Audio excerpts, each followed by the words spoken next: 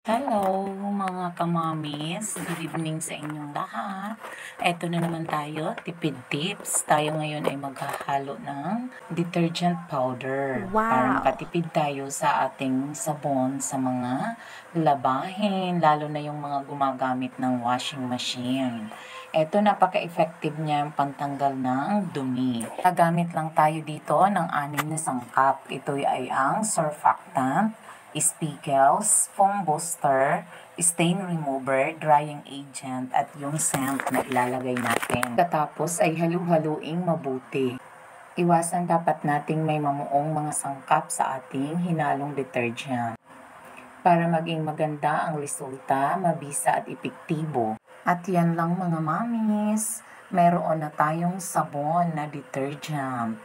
Ayan, sa paggagawa nga pala nito, huwag kalimutang magsuot ng gloves at mask. At ito na nga ang finished product. Yun lang guys, bye!